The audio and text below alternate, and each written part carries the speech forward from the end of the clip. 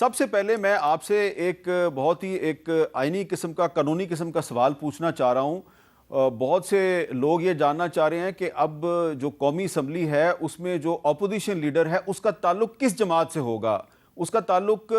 سنی اتحاد کونسل سے ہوگا، تحریک انصاف سے ہوگا، یا آزاد امیدوار جو ہے وہ بھی اپوزیشن لیڈر بن سکتا ہے؟ دیکھیے جی، یہ بڑی کمپلیکس سی سچویشن ہے، اور اس سچویشن میں میرے خیال میں اس پی ٹی آئی نے اپنے آپ کو خود ڈالا ہے.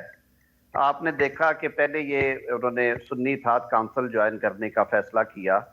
اور پھر انہوں نے عدالتوں کا بھی رخ کیا. میرا تو یہ بڑا کلیئر ویو تھا ڈے ون سے کہ جو ریزرو سیٹس ہیں، جو آرٹیکل 51 کی لینگویج ہے اور آرٹیکل 106 اور پھر سیکشن 104 الیکشن ایکٹ کی، اس کے تحت یہ سیٹس انہیں نہیں مل سکتی، کیونکہ کسی پولیٹیکل پارٹی کو یہ سیٹس حاصل کرنے کے لیے الیکشن میں حصہ لینا ہوتا ہے اور پھر متناسب نمائندگی پہ اس کو وہ سیٹیں ملتی ہیں. ہاویور قانون میں یہ لکھا ہے کہ جو آزاد اراکین اس جماعت کو، جو جیتی ہوئی جماعت ہے، کچھ سیٹیں جیتی ہوئی اگر جوائن کریں گے اس میں جمع ہو جائیں گے. تو یوں کہہ لیں کہ اگر ان کے پی ٹی آئی نے اپنے ٹکٹ پہ یا سنی اتحاد کونسل نے اپنے ٹکٹ پہ 2 یا 4 سیٹیں بھی جیتی ہوتی تو پھر قدغن نہیں ہے کہ کتنے آزاد لوگ انہیں جوائن کر سکتے ہیں. اب یہی فارمولا جو ہے یہ بادی النظر میں تو آرٹیکل 63 میں اور جو دیگر رولز ہیں ان میں بھی لگتا ہے کہ جب آپ اس کی انٹرپریٹیشن، کیونکہ پشاور ہائی کورٹ کا 5 رکنی بینچ کر چکا ہے اور ساری کورٹس جو ہیں وہ اپنے طریقے سے کام کرتی ہیں، لیکن کیونکہ یہ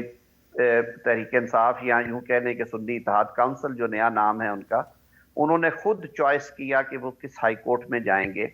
تو انہوں نے پشاور ہائی کورٹ کا انتخاب کیا، حالانکہ کنونشنلی رواجن یہ میٹرز جو ہیں اسلام آباد ہائی کورٹ میں جانے چاہیے، کیونکہ الیکشن کمیشن کے ایسے فیصلے جن کا امپیکٹ پورے ملک پہ آئے وہ فیصلے پروپرائٹی ڈیمانڈ کرتی ہے اسلام آباد ہائی کورٹ کرے. میں بات لمبی ہو گئی. یہ ایک ڈیفیکلٹ اور ایک کمپلیکس ابھی پھر یہ سچویشن کریٹ ہوگی کہ جو اسپیکر نے رولنگ دے دی ہے، ڈیسائیڈ کرنا ہے کہ اپوزیشن لیڈر کس کو بننا ہے، اس کچھ لیگل پروویژنز کی تشریح ضرور ہونی ہے، بشمول جو اسمبلی کے رولز آف پروسیجرز ہیں. اگر میں درست نہیں ہوں تو مجھے درست کرائیے گا. میرے نظر میں عمر ایوب صاحب نے سنی اتحاد کونسل جوائن نہیں کی تھی اور شاید ابھی تک نہیں کی. اچھا اگر یہ صورتحال ہے، دس از واٹ، جیسے گوہر صاحب کے بارے میں یہ پتا چلا جو پارٹی کے چیئرمین انہوں نے جوائن نہیں کی، اور 1-2 اور ممبران ہیں، ان کا کیس بھی مختلف ہے. اب جو جوائن کر چکے ہیں ان کی حد تک البتہ میں فری ایڈوائس دینے کا قائل نہیں ہوں، لیکن اس کی حد تک ان کی لیگل ٹیم کو راستہ نکال سکتی ہے. اچھا، اب جو زین قریشی صاحب ہیں وہ سنی اتحاد کونسل جوائن کر چکے ہیں، اور ان کو صاحبزادہ حامد رضا صاحب نے قومی اسمبلی میں اپنی پارٹی کا پارلیمانی لیڈر مقرر کیا ہے، لیکن اسپیکر صاحب جو ہیں انہوں نے اٹارنی جنرل سے اس پہ لیگل اوپینین مانگ لیا ہے. آپ کی لیگل اوپینین کیا ہے؟ زین قریشی صاحب اپنی سنی اتحاد کونسل کے پارلیمانی لیڈر مقرر ہو سکتے ہیں؟ میر صاحب، اگر تو آپ آرٹیکل 63A کو پڑھیں نا، جس میں آپ کو یاد ہوگا سپریم کورٹ نے تشریح بھی کی تھی، وہ والا آرٹیکل جس کو کہا گیا ری رائٹ کیا ہے، انہوں نے کہا ووٹ ڈالے تو جائیں گے لیکن گنے نہیں جائیں گے، اور پھر وہ جو رکن ہے وہ ڈسممبر بھی ہوگا اور سارا کچھ. اس کو اگر دیکھیں تو پارلیمنٹری لیڈر کا ایک بڑا رول ہے، کیونکہ اس نے وہ میٹنگ بلانی اور وہ سارے فیصلے کرنے، اور اس کے لیے اس پارٹی کا original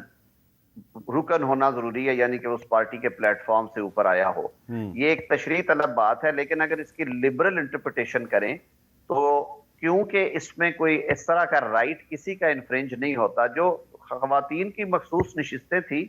to be fair and honest, اس میں تو وہ سیٹس جانی تھی دیگر جماعتوں کو جنہوں نے الیکشن میں حصہ لینے کی کوشش کی اور انہوں نے عوام کے ووٹ حاصل کیے. اور اسی وجہ سے فریمرز آف کانسٹیٹیوشن نے کہا کہ جو جماعت الیکشن میں حصہ ہی نہیں لے گی، لڑے گی نہیں الیکشن، وہ پارٹی ایسی سیٹوں پہ کلیم نہیں کر سکتی اور دوسروں کا حق نہ مارے. یہاں پہ تھوڑی سی صورتحال مختلف ہے، کیونکہ یہ پارٹی کا ایک انٹرنل معاملہ ہے،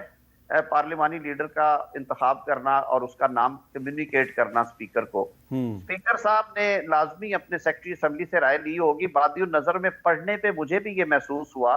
کہ یہ شاید مشکل سا کام ہے، لیکن جب آپ دوبارہ اس کی ریڈنگ کرتے ہیں تو 63A کو اگر آپ پڑھیں اور پھر آرٹیکل 51 کو، تو گنجائش نکل آئے گی میرے خیال میں. لیکن میں نے پہلے عرض کیا میں فری ایڈوائس نہیں دوں گا جی. اچھا، اچھا کچھ دو تین چھوٹے چھوٹے میرے لیگل کویسچنز ہیں.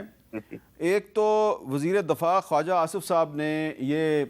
اپنے ایک ٹی وی انٹرویو میں کہا ہے کہ وہ سابق آرمی چیف جنرل باجوہ، سابق D G I S I general Faiz اور سابق وزیر اعظم عمران خان صاحب کو پارلیمنٹ میں طلب کرنا چاہتے ہیں اور وہ تحریک پیش کریں گے کہ ان کو بلا کے پوچھا جائے کہ جو ٹی ٹی پی کے ارکان ہیں ان کو افغانستان سے بلا کے پاکستان میں کیوں بسایا گیا. کیا یہ حکومت جو ہے وہ قانونی طور پہ بلا سکتی ہے اور پارلیمنٹ میں بلا کے ان کو یہ پوچھ سکتی ہے کہ آپ نے ٹی ٹی پی والوں کو افغانستان سے پاکستان لا کے کیوں بسایا؟ دیکھیے آپ کو یاد ہوگا کہ جب یہ فیصلے بھی ہو رہے تھے تو اسمبلی میں بریفنگ پارلیمنٹ کا ایک تو ہے نا جو ریگولر سیشن ہے، ظاہر ہے اس سیشن میں پارلیمنٹ اس طرح سے کسی کو بلا کے نہیں، کیونکہ اس میں جو سٹرینجرز ان ہاؤس ہیں وہ نہیں آ سکتے، الیکٹڈ ممبرز کے علاوہ اور کابینہ کے اراکین کے علاوہ کوئی بندہ جو ہے وہ فلور آف ہاؤس پہ نہیں آ سکتا، اور باہر گیلری میں بیٹھے ہوئے لوگ جو ہیں نہ آپ ان سے مخاطب ہو سکتے ہیں نہ آپ ان سے مخاطب ہو سکتے ہیں. لیکن جو پارلیمنٹ کی ایکسٹینڈڈ آرم ہے وہ اس کی سٹینڈنگ کمیٹیز ہیں، آپ خود جاتے رہتے ہیں. آپ کو یاد ہوگا جیسے ہمارا وہ پیمرا والا ایشو تھا، ایک تو اور تھے، آپ نے انٹروین کر کے وہ معاملے سلجھائے تھے سارے بیٹھ کے. تو اس میں گنجائش ہے، انٹیریئر کی سٹینڈنگ کمیٹی ہے یا ڈیفنس کی سٹینڈنگ کمیٹی ہے جو ایک ہماری ہمیں سے کہتے ہیں یہ پارلیمنٹری اوورسائٹ ہے کہ ملک کے عمومی جو کاروبار ہے اس کو دیکھنے کے لیے یا ایسے معاملات جس سے ملک کی سیکیورٹی یا ملک کی جو دفاع ہے اس پہ کوئی آنچ آتی ہو، تو اس میں بالکل گنجائش ہوتی ہے. کمیٹیز کے پاس یہ اختیارات ہیں کہ وہ پارلیمنٹ اس کے لیے اسپیشل کمیٹی بھی کانسٹیٹیوٹ کر سکتی ہے اور وہ کمیٹی کسی کو بھی بلا کے ان کو انٹرویو بھی کر سکتی ہے، ان کو سوال نامہ بھی دے سکتی ہے، ان سے ان کی اوپینین بھی لے سکتی ہے، کسی چیز کا ان سے جیسے show cause kind of situation ہوتی ہے وہ بھی کر سکتی ہے. اس کی آئین اور قانون میں گنجائش ہے. جی اچھا